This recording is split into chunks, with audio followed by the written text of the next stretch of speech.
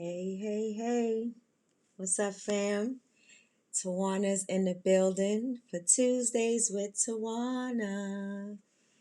Yeah, y'all know how we do this. I'm so excited, so grateful. This is my writing break to spend some time with community. Angela is in the building. Woohoo! How you doing, beloved? So good to see you. So good to see you. Oh my goodness. Yes, yes, yes, yes. So grateful to be in the building. Let me just set things up here. So it is broadcasting where it needs to broadcast. And we gonna get to chopping it up for sure.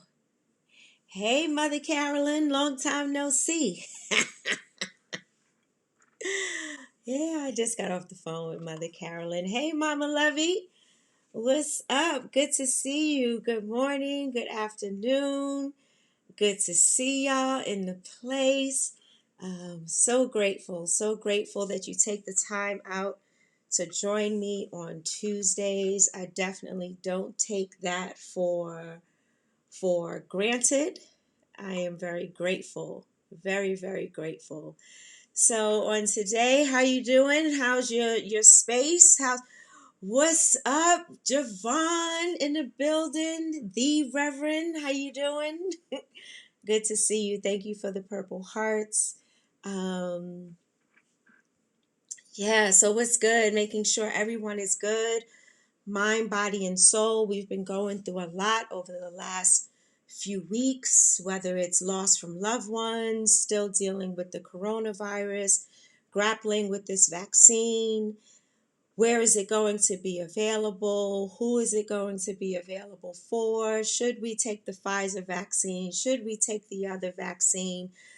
What is going to happen on tomorrow and the day of the inauguration? So we're staying in prayer for peace and covering and protection, and that goodness and peace and protection will prevail.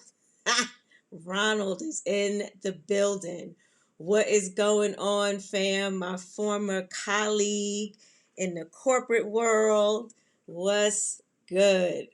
So yeah, just checking in, mind, body, and spirit. We should always check in with ourselves. Our body tells us a lot.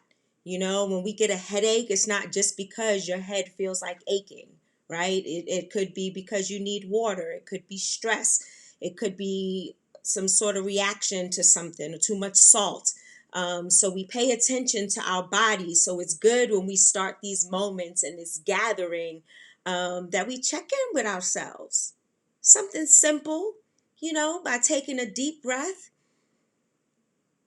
and just exhaling and just feeling how your body is feeling when you take that deep breath. Just imagine that breath just going from the top of your head to the soles of your feet, and then just releasing. I watched the episode of This Is Us last Tuesday, and no spoilers, but there was an exercise where just to scream and you're able to let out what's going on in your world. Just no answers, no solutions, just a scream. A deep breath and then a scream to let it out, because sometimes whew, we just don't have the words. We just don't know how to grapple with all this stuff that's going on, right?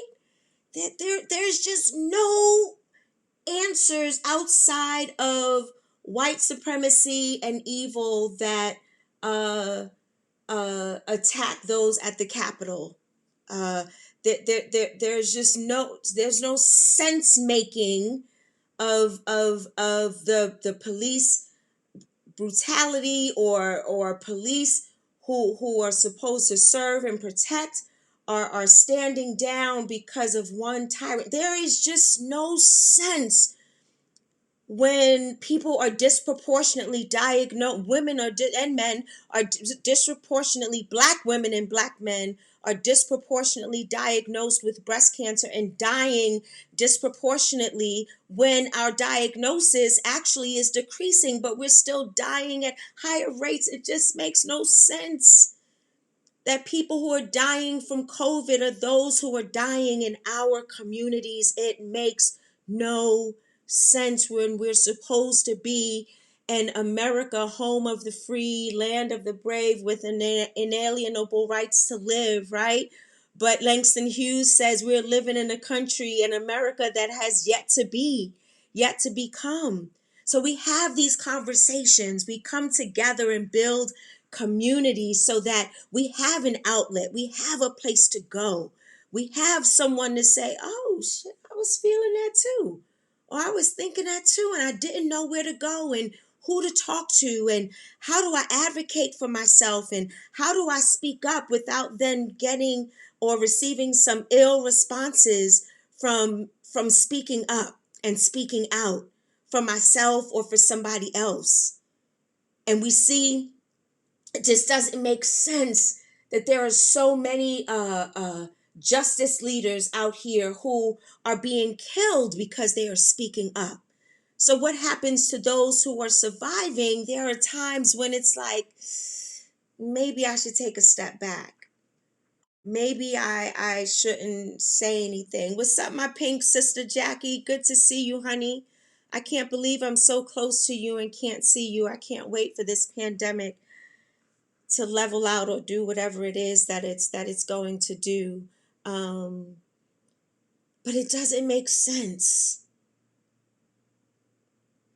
So how do we make it make sense? And who do we go to be our community? To I was talking with my cousin the other day, and we were both just talking out of frustration, saying, there are, we really need to come together as a community because we have so much power in the Black diaspora. And when you add the BIPOC community, Black, Indigenous, people of color, the power we have is insurmountable. It's amazing. It's just, it's almost inconceivable, the amount of power that we have. What's up, my niece? Hi, Tammy. Glad you could join us on today. The power that we have, but we lose that power when there is no connection, right? Something as simple as plugging in a lamp to receive the power to light up, right? You got to plug in, but you got to trust that that outlet is grounded. You got to trust that there's no short in the wire that's going to cause you harm, right? So I kind of liken, it's a simple analogy that just came to my mind, but it's similar to the relationships that we have with our Black beloveds. That lack of trust stops us from building community.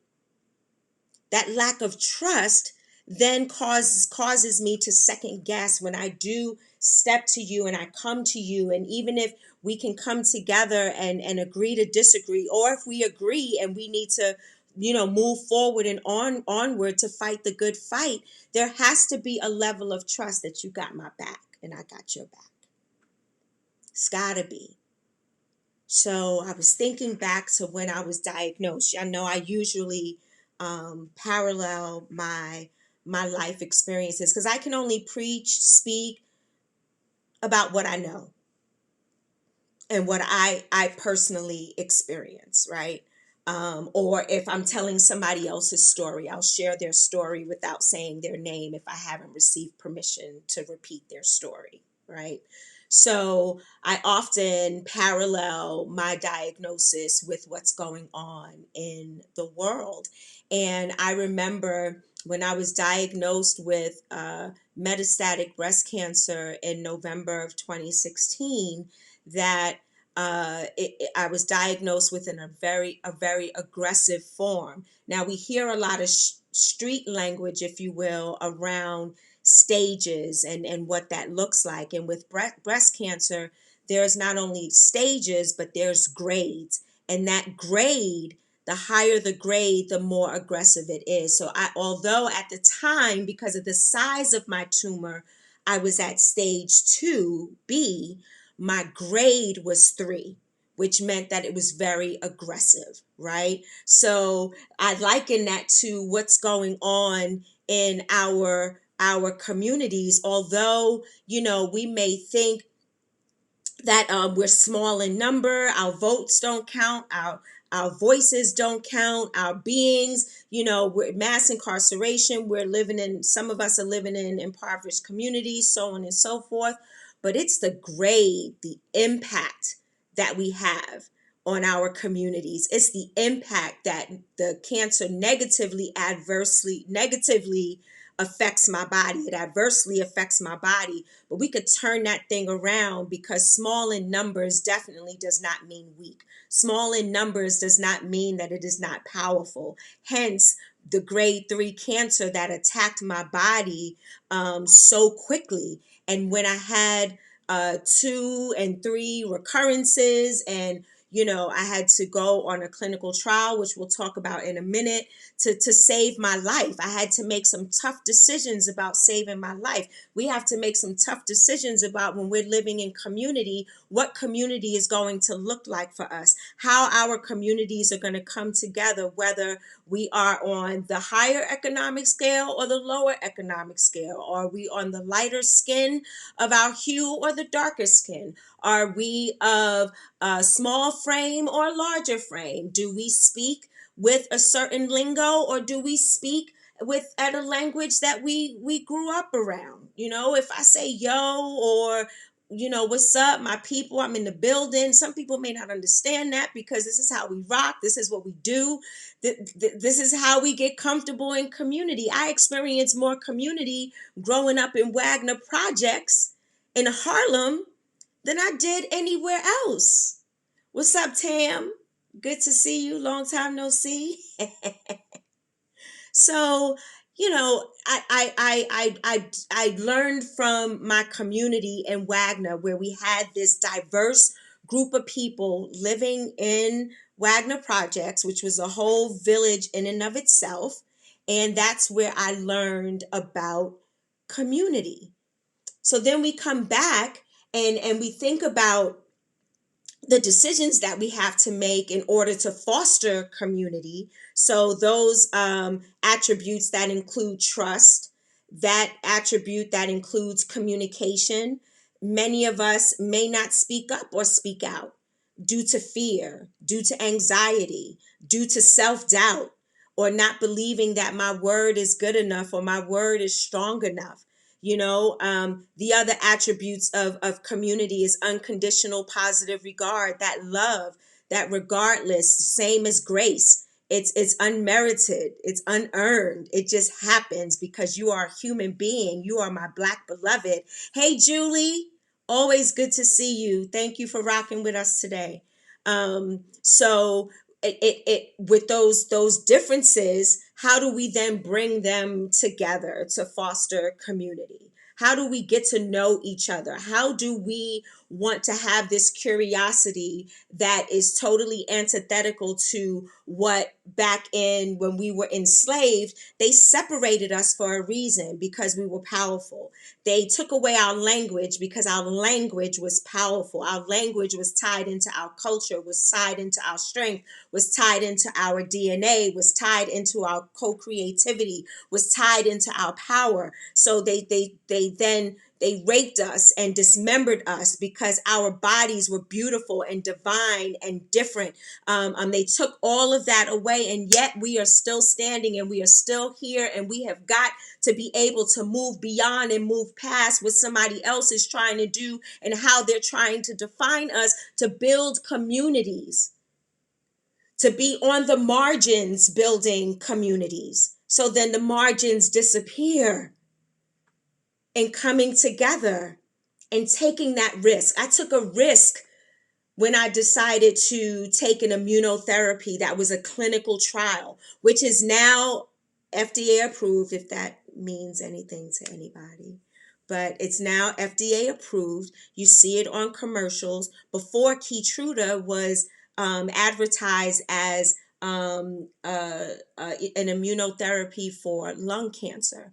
And then somebody in their infinite wisdom saw that it was good for other cancers, so including breast cancer. So I was on the immunotherapy for about a year, and then I had to stop taking it because it began to have um, adverse issues, causing adverse issues in my body, my kidneys, my liver, my thyroid. So we had to take, I made a decision, let me not say we, I made a decision with my family to come off of the immunotherapy, which was really scary. So a few things were scary, and why I'm telling this story for such a time as this. One, it was scary to be put on a clinical trial, or to volunteer. Let me change my language. To volunteer to be on a clinical trial. And one of the main reasons is because we do realize that in our history in the Black diaspora, we have been placed on clinical trials without our permission and have been killed, or any type of um, newfound medication or cure or whatever. It was tried on us first, hence like the Tuskegee experiment. Hence it was called the damn experiment. So one, just being concerned about being on a clinical trial because of who I am as a Black woman. Two, being concerned because of the unknown. It was a clinical trial. Like, if it worked, great, then it'll save lives of hundreds and thousands of people. And if it didn't work, that's my life that was at stake. I may not have made it through. Thank you, Mother, for typing in building communities, the margins disappear. Hey, Bobby, good to see you, beloved. Yes, Angela. Hearing more and more with the COVID vaccine. Yes, we're going. You know where I'm going with this. You know where I'm going. So, with the immunotherapy, had to come off of it. Had to take a risk to come off of it. I had to take a risk getting on it. I had to take a risk staying on it, and I had to take a risk coming off of it. Right, because it was just unknown. That's what a clinical trial is. And now here we are in the midst of COVID, in the midst of a pandemic that could have been under control a long time ago if we had proper, sane leadership. So we have really been dealing with COVID since 2019 because that's when it started. Um, and it started coming into the United States. I remember first hearing about it maybe around October, November of 2019. And then it took us another 3, 4, 5 months before we finally realized that we had to shut down, right? So now we shut down. People have lost their jobs, lost their businesses, lost their lives. There is PTSD when it comes to the coronavirus. Can I pause right here for a moment? PTSD, I was talking with a beloved friend on yesterday, who is just near and dear to my heart, who is a COVID survivor, and he had to go to therapy. And he didn't realize that PTSD wasn't just for those who were at war, that PTSD is for any traumatic event. And I know my sister Tam can speak to this because she speaks to trauma informed. She is trauma informed, and she is a proponent for healing those traumas. Tam said, I am having connection issues. Oh, okay. Gotcha, baby. Um, so Tam can talk about trauma and healing from these layers of trauma. So there is some trauma that comes along with COVID. Like, I am immune compromised, and there are times when I have to go to the store. It's just not that easy to say groceries can be delivered, right? There's some things that I can't get from Whole Foods. There are some things that I can't get from the local from Target that can be delivered. So Mother Carolyn said there is PTSD when it comes to, yeah, coronavirus and any event in our lives. That's right. That's right. Thank you again for typing that, because when people come back to the video, I do want them to see that. So, Mother Carolyn, your Jill Fricker is in the building. My God, sending you so much love, my beloved. You don't know how it warms my heart to see you on this broadcast right now. So, when we talk about the ills of the coronavirus, we are not only talking about those who have had it, those who have survived it, those who didn't survive it. We honor those and hold space for those. But those who survived it, but not only survived it, now have to deal with the PTSD. Now I have to deal with every time I cough, am I okay? Or I have this feeling or whatever. Whatever is triggering. I don't want to name your triggers, and I have not been diagnosed with COVID. So I don't know what those triggers necessarily are, but I know that there are triggers. Talking to my friend on yesterday, and he has to go to therapy. So now we're talking about this vaccine. So there are two vaccines. Hey, beloved, Darlene, Smoky Girl in the building. I love you and miss you so much. Um, so, oh, I love building community on the chat. Y'all keep chopping it up, yo. Keep chopping it up. Hey, Sister Tony. Good to see you, baby. I'm glad you're here. So, this vaccine, right? We have two.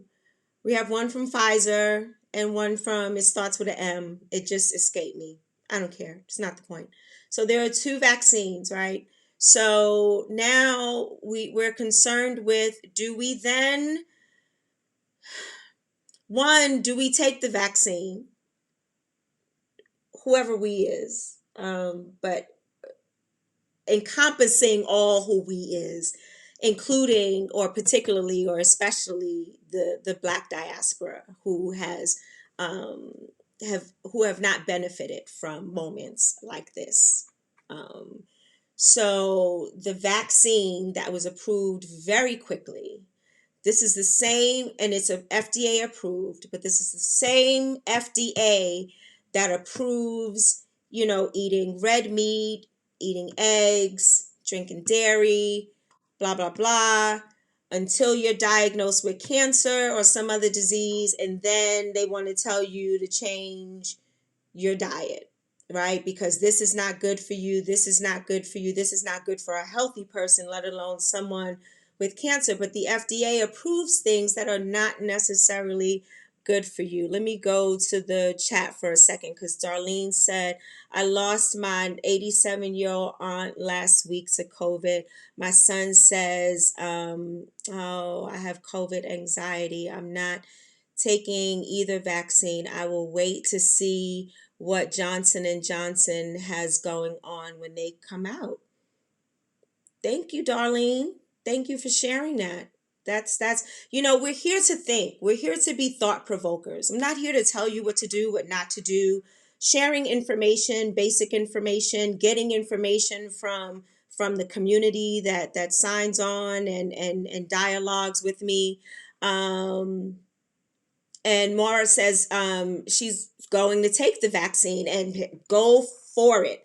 There, so I was on a clinical trial, and some people looked at me like, "What, are you kidding me?" And so to my point, we got to do what we got to do to take care of ourselves. No one knows us better than ourselves. And if we don't know ourselves, we should take an opportunity to get to know ourselves, which is why we open up this moment, this broadcast, this community building with knowing yourself, knowing how your body feels, knowing how your body responds, knowing what your body is telling you, listening to your heart, feeling your soul. What is your mind telling you? And then going to the feelings. Do you get chills down your spine when you talk about a certain thing, or making a decision to take the vaccine? Or do you get a pain in your side, or you get a headache thinking about it, or your anxiety goes up? Those are things we pay attention to. And then when we make a decision, we make a decision unapologetically. But what we want to do is make an informed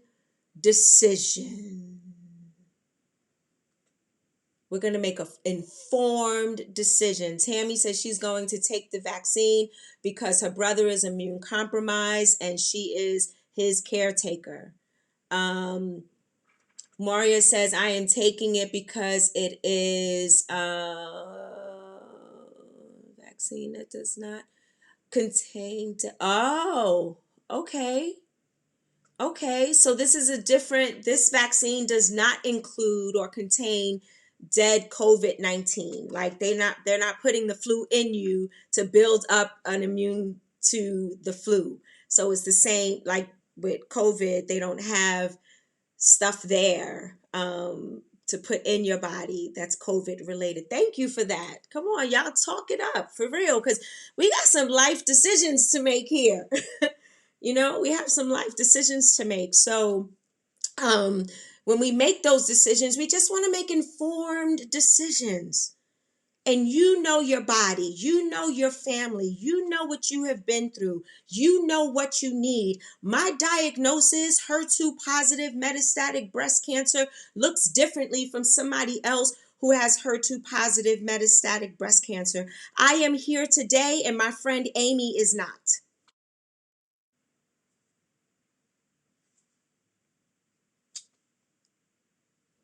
It's going to look different, beloved.